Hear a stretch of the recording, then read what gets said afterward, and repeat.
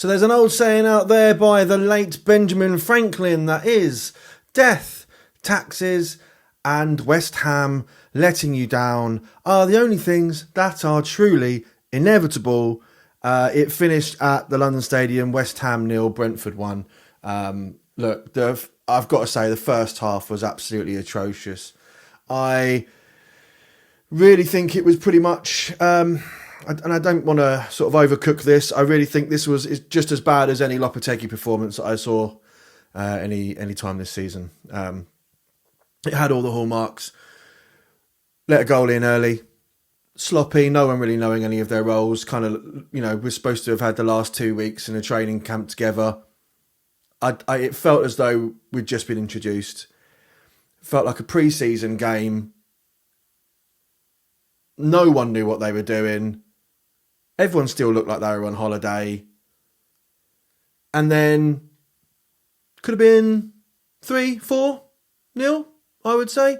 Now, obviously, we got, well, I won't say lucky, because there were a couple of goals that were offside there, a couple of opportunities that, that Brentford had to be disciplined and increase the scoreline, and we would quite happily have just let them, just like we did. But thankfully, our defence was ever so slightly more disciplined than their, got to say, lightning fast forwards, in that they were, caught in the old offside. So by inches, I got to say though. So we got a bit lucky. I would still say though, it could have been many goals. And then we get into half time, limp into half time, and then 3 changes made to sort of admit the mistake and right the wrong for the second half, and it's just a little bit too late, and then you whimper out for the rest of the game, right? So that pretty much was Lopetegui 101 as far as I was concerned. Look, the second half, we did play better. We did. To be fair to everybody, I don't think there was really many players that played well the first half at all. Actually, I would say probably the only 2 players actually I think I would say that played well were probably Areola, and funnily enough, I would say Mavropanos. Although you could argue he was righting his own wrongs, but I would say, look, still at the end of the day, where we always have, Mavropanos has a mistake in him, that was not really there today. So that's an improvement. But we really are talking about, the best of a bad bunch here.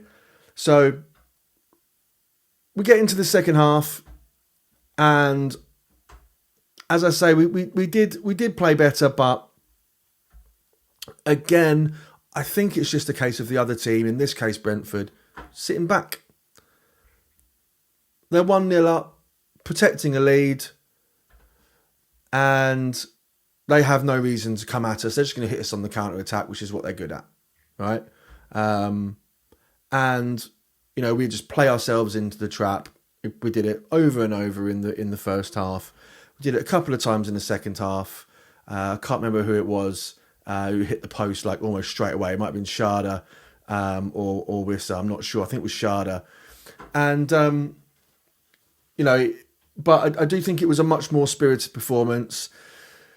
The players that came on, was it Ward-Prowse, Evan Ferguson, Scarles, and I don't know if I'm missing another, gave a good account of themselves, I would say. I think it looked a lot tighter in the midfield. Was it Soler? And was just a passenger in that game. He made a terrible mistake, I think, where he really overcooked a minor piece of contact that nearly cost us a goal. Barely clipped him. So, thankful that one didn't go in, because he was definitely at fault there. That was, we're talking about a contact sport here, guys. So take him off. I really didn't think he was adding anything. Him and Paqueta on the same team, especially if one of them's not playing very well. Hook off Soler and get Ward-Prowse in or someone like that. I'm more than happy for that to happen. I think it was Emerson actually that came off. Anyway, another one who didn't play particularly well.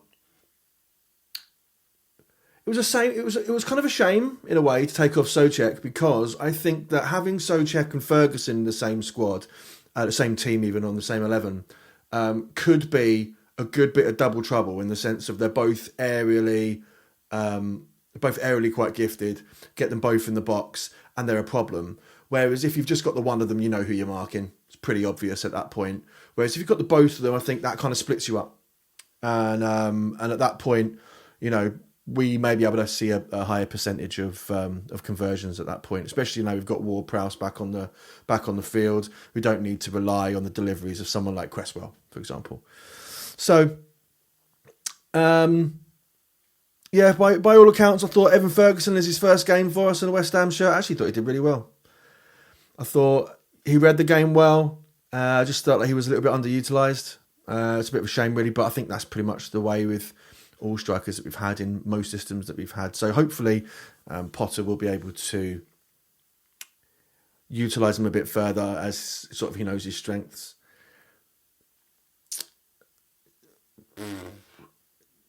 Yeah, it kind of does feel like just one step forward, two steps back, right? We're definitely better than we were, certainly from the second half performance. We're definitely better than we were from the Lopetegui side of things. You know, there is quite a bit of credit in the bank here, as far as I'm concerned, for Potter, and we've really not got anything to play for the rest of the season anyway. So, you know, I'm not going to be too critical of him, but I just think he tactically got that first half all wrong. You know, we've got all our players going off on breaks, and we're not even able to. And as I said, that first half, we just looked completely incoherent and noisy, and just didn't look like we knew what we were doing. So I think a little bit of extra drilling might have gone a long way. Although you could argue there could be some overtraining. But look, you know, a very, very disappointing result. I thought we were going to come in there, hopefully with a draw. I didn't think we were going to win. It tends to be teams like Brentford, Bournemouth, and Fulham, and Palace to some extent, that always sort of trip us up. And you know, we need to be doing better in these kind of games. I do a bit of the old Brazilian jiu-jitsu in my spare time, which is sort of a grappling, submission, wrestling type of thing, and it's quite a complex little thing. So, much like when you're learning any new kind of tactic, you know, I'm somewhat reassured in a way, I guess, that hopefully what this actually is just new information that's been downloaded that we're trying to use, that we don't quite know how to use yet, but once we do, it will elevate our game. And that's what you tend to find in a sport like jiu-jitsu or whatever it might be, where you learn a new thing and then you're constantly trying to use it. And because you're trying to use it, you forget about your core, you forget about your fundamentals and the things that you've learned up to that point, and you take a couple of steps back to try and, you know, integrate the new stuff into your game. And hopefully that's kind of what we're doing now. And once we kind of get the hang of that and we can lock in the new members of the squad as such for Potter, because obviously we've had some high impact injuries. Todibo didn't get a shout today, but hopefully he will do in future. But yeah, just not good enough really, guys. Not a lot to say on this one. Extremely disappointing, especially when we look around the table, and you know it wouldn't have gone unnoticed by anybody, of course, that you know Moyes and Everton are above us at this point on goal difference. As I record this, they are playing Palace, I think. So look, once we start getting these injuries figured out, which we're starting to, and get everybody back up to match fitness and get a little bit of time on the training pitch together, just to sort of make sure that we can download this information and utilise it and put it in the best of our game, then I'm hoping we can turn some things around.